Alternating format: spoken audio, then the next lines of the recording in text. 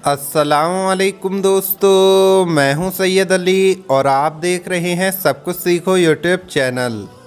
दोस्तों, आज की इस वीडियो में हम आपको बताने वाले हैं घर में गरीबी आने की 10 निशानियां। प्यारे दोस्तों, आजकल के दौर में इंसान की ज़िंदगी में बहुत सारे मसले हैं, बहुत सारी परेशानियां हैं और ख़ासकर ये जो दौलत का मसला है, गरीबी बेरोज़गारी का मसला है। अल्लाह पाक से दुआ करते हैं कि अल्लाह पाक हर मुसलमान की इससे हिफाजत फरमाए और आपके काम में कारोबार में तरक्की व बरकत अता फरमाए। आज की इस वीडियो में हम आपको इस्लामी तालीमात की रोशनी में 10 ऐसे कामों के बारे में बताने जा रहे हैं कि जो काम हमारे घरों से बरकत को ख़त्म करने वाले हैं। प्यारे दोस्तों, हम अपनी ज़िंदगी में बहुत से ऐसे काम कर रहे होते हैं कि जिनके बारे में हमें पता ही नहीं होता कि ये काम हमें किस तरह से नुकसान दे रहे हैं। तो 10 ऐसे काम हैं जिनको करने से घर में गरीबी आती है, तंगदस्ती आती है और ऐसे घर में कभी भी दौलत नहीं आती। वो 10 काम हम आगे आपको वीडियो में बताएंगे, लेकिन उससे पहले अगर आप हमारे यूट्यूब चैनल पर नए आए हैं तो चैनल को सब्सक्राइब करके बेल आइकन ज़रूर दबा दें। तो चलिए वीडियो शुरू करते हैं। दोस्तों, याद रहे कि अगर इंसान की ज़िंदगी में बरकत हो तो इंसान की ज़िंदगी मौजूदा नेमतों में बड़ी पुरसकून गुजरती है, और अगर इंसान की ज़िंदगी में बरकत ना हो तो इंसान के पास सब कुछ होने के बावजूद भी इंसान को ये महसूस होता है जैसे उसके पास कुछ भी नहीं है, उसकी ज़िंदगी में सुकून नहीं होता।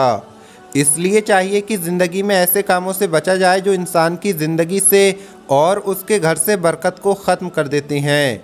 अब जिन 10 कामों के बारे में हम आपको बताने जा रहे हैं, ये हमने मुख्तलिफ मुताल्लों के निचोड़ से इकट्ठा किए हैं, तो आप इन्हें गौर से सुनें और इनसे बचें। दोस्तों, इसमें सबसे पहला जो काम है वो है कि चिराग को फूंक मारकर बुझाना। याद रहे, चिराग को फूंक मारकर बुझाने से मना किया गया है। जब कभी आपको ज़रा चिराग बुझाने की ज़रूरत पड़े तो आप उसको हाथ की हवा से या किसी और तरह से बुझाएं, ना कि उसको मुंह के साथ बुझाना चाहिए। इस काम को भी बेबरकती का सबब कहा गया है। नंबर 2 पर जो काम है वो है झूठ बोलना। याद रहे कि जो शख्स बात बात पर झूठ बोलता है तो उस पर अल्लाह की लानत होती है, और जिस शख्स पर अल्लाह की लानत हो उसके घर में रहमत के फरिश्ते नहीं आते। और प्यारे दोस्तों, जिस घरों में रहमत के फरिश्ते नहीं आते तो उसके घर में परेशानी आती है और बरकत ख़त्म होती है। नंबर 3 पर जो काम है वो है कब्रिस्तान में बातें करना और हंसना। याद रहे, कब्रिस्तान में जाकर दुनिया भर की बातें करनी नहीं चाहिए, बल्कि कब्रिस्तान में मुर्दों के लिए दुआएं करनी चाहिए। कब्रों को देखकर नसीहत हासिल करनी चाहिए कि एक दिन हमें भी इस दुनिया को छोड़ना है और इस कब्रिस्तान के किसी कोने के अंदर दफन हो जाना है। याद रहे, जितनी देर भी कब्रिस्तान में रहे तो अल्लाह पाक का जिक्र करे, ज़्यादा से ज़्यादा कुरान पाक पढ़ना चाहिए और दुरूद शरीफ पढ़कर इसका सवाब मुर्दों को हदिया करे। नंबर 4 पर जो काम है वो है अंधेरे में खाना खाना।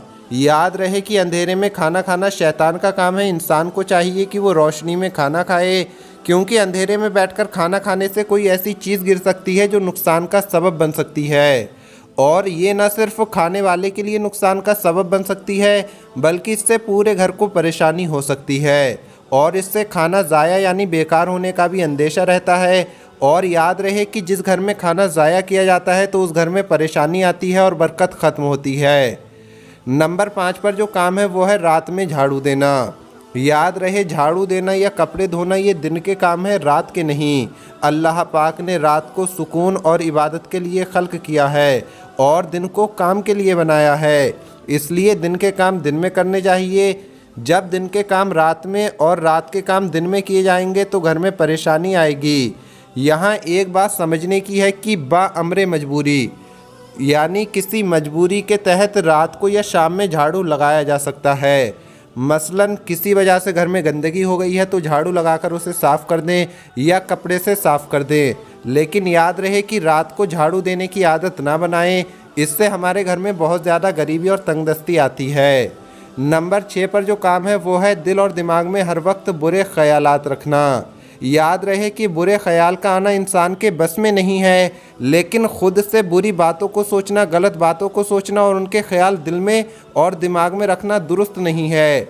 ऐसी आदत से इंसान को अपनी जान छुड़ानी चाहिए और जब भी आपके दिमाग में कोई बुरे ख्याल आएँ तो लाहौल पढ़ें क्योंकि इससे शैतान भाग जाता है और बुरे ख्यालात ख़त्म हो जाते हैं। दोस्तों नंबर 7 पर जो काम है वो है बगैर हाथ धोए खाना खाना। याद रहे खाना खाने से पहले हाथ ज़रूर धोने चाहिए। ये हमारे प्यारे आका हुजूर पाक हज़रत मोहम्मद मुस्तफ़ा सल्लल्लाहु ताला अलैहि वसल्लम की प्यारी सुन्नत है और ऐसा करने से घर में और रिज़्क़ में बरकत होती है। और अगर खाना खाने से पहले हाथ नहीं धोए जाएंगे तो घर में बेबरकती आएगी और हमारे रिज़्क़ से बरकत ख़त्म हो जाएगी। इसलिए चाहिए कि खाने से पहले और बाद में हाथ धोने का एहतमाम करें। याद रहे कि बगैर हाथ धोए खाना खाने से मैल कुचैल और जरासीम भी पेट के अंदर चले जाते हैं, जो न सिर्फ बीमारियों का सबब बनते हैं बल्कि इससे परेशानी और बेबरकती आती है। इसी लिस्ट में नंबर 8 पर है माँ बाप को सताना। दोस्तों याद रहे कि इस्लाम ने हमें ये तालीम दी है कि जब तुम्हारे माँ बाप बुढ़ापे को पहुँच जाएं तो उनसे नरमी के साथ बात करनी चाहिए और उनके सामने उफ तक ना करो, यानी उन्हें ज़र्रा बराबर भी परेशान मत करो। उनका अपने ऊपर एहसान याद रखो कि तुम्हारी परवरिश के लिए उन्होंने कैसी कैसी परेशानियां बर्दाश्त की हैं। इसलिए दोस्तों जिस घर में भी वालिदैन को सताया जाता है और उनकी नाफरमानी की जाती है तो बरकत उस घर से उड़ जाती है, उस घर में बेबरकती और परेशानियाँ आती हैं। याद रहे माँ बाप को जब सताया जाएगा तो उनके दिल से बद्दुआ निकलेगी और जब माँ बाप दिल से बद्दुआ दे देंगे तो फिर ऐसा इंसान कभी भी खुशहाल नहीं रहेगा। याद रहे जिस तरह से वालिदैन की दुआ से इंसान की ज़िंदगी में बरकतें आती हैं उसी तरह से उसकी ज़िंदगी सुधर भी जाती है, लेकिन अगर वालिदैन दुआ की जगह बद्दुआ दे दें तो उसकी ज़िंदगी ख़राब हो जाती है। इसलिए हमेशा अपने वालिदैन की कद्र करो। प्यारे दोस्तों नंबर 9 पर जो काम है वो है घर में मकड़ी का जाला छोड़ना। याद रहे जिस घर में मकड़ी के जाले छोड़े जाते हैं और सफाई का ख्याल नहीं रखा जाता है तो ऐसे घर में भी बरकत नहीं आती। इसलिए चाहिए कि घर से मकड़ी के जालों को साफ़ किया जाए।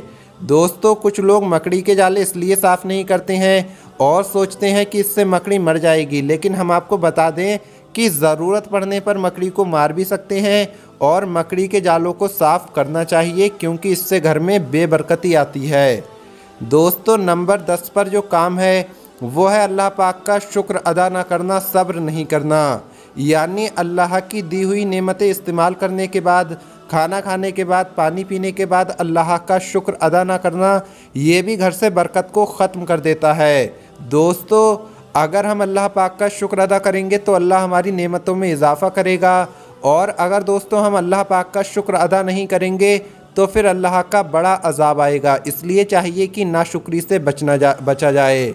अल्लाह पाक हमें और आपको इन तमाम कामों से बचने की तौफीक अता फ़रमाए, नेक रास्ते पर और नेक अमल करने की तौफीक अता फ़रमाए। आमीन या रब्बुल आलमीन।